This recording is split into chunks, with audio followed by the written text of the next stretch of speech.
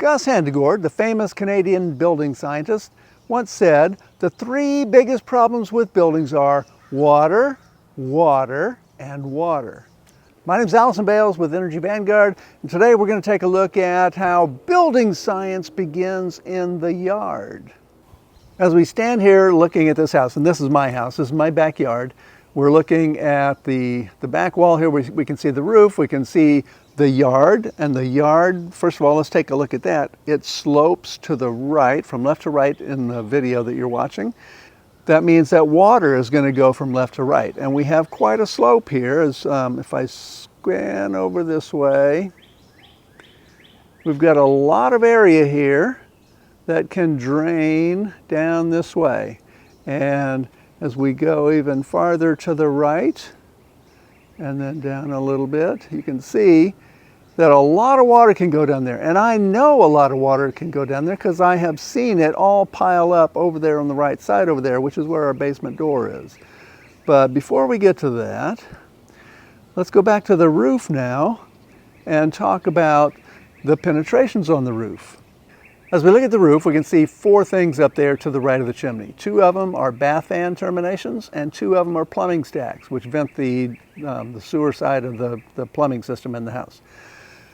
The nice thing is that those are up high. That wasn't always the case. As you can see in the photo here, before we had the roof replaced last May, we had a penetration right there near the bedroom, and that penetration on the roof leaked. You can see in these old photos that there was a stain on the brick below that penetration because water was going through the penetration, coming out the soffit and down the brick.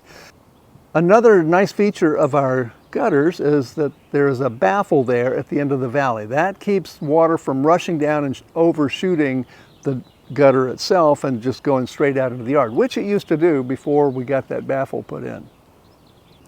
Another thing to notice regarding the gutters is that right there in the middle, you see the downspout going down and it goes into the ground. Those need to be maintained. If that pipe in the ground gets clogged, water will start shooting up out of the connection between the downspout and that pipe into the ground, and that has happened here as well. It does not anymore because we have had that drain cleaned out and reconnected and redone. Standing over here on the side where the basement door is, now we have a different view. So the basement door is right there, and when we remodeled the basement last year, we had to have a footing put in just on the other side of that door for some posts to support the beams, and we had a curb put in right there. So we raised the level of the floor right there at the entrance so that water can't easily come into the basement, which actually helped a lot when we had Hurricane Helene come through last fall and dump 13 inches of rain in 48 hours. That got almost to the top of that curb. If we had not had that curb, we would have had a lot of water in our basement during the remodel. Now, another thing to notice here, I pointed out from the back that the yard slopes this way, and you can see we are in the hole. This is the lowest part of our yard right here.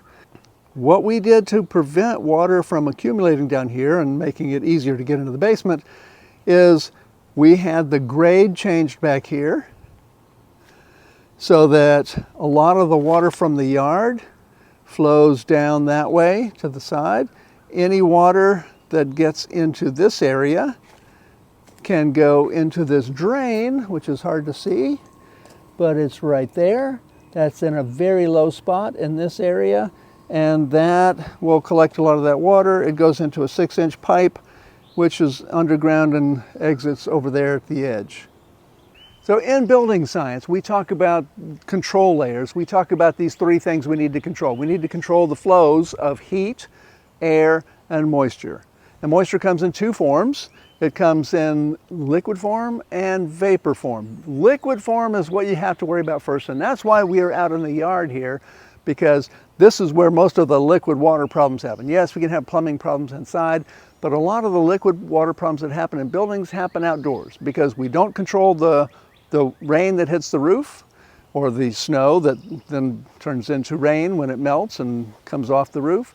So here's an example. 20 years ago, I was called in to look at a house, and this house had 2, 3, 4 inches of standing water in the crawl space, a vented crawl space. and the homeowner was trying to solve the problem with a dehumidifier. Here's a great lesson to learn about moisture and bulk water. You can't solve a bulk water problem with a dehumidifier. Dehumidifiers are for humidity. If you've got lots of standing water in a crawl space, the dehumidifier is not the solution. In his case, the back wall was here, the backyard sloped like this. There was no upturn to keep the water away from the foundation wall. All the water in the backyard just went straight against that foundation and through the concrete block wall. You can see pictures of it here. There was a lot of water in that crawl space. It was a problem from outdoors, getting that grade right, and maybe waterproofing on the outside would help too. But definitely the first thing to do is get that grade right. In that case, it was sloping toward the foundation. The crawl space got very wet in that house.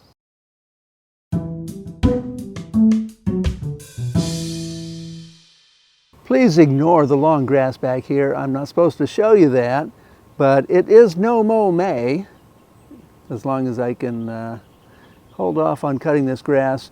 Let some pollinators do their thing back here.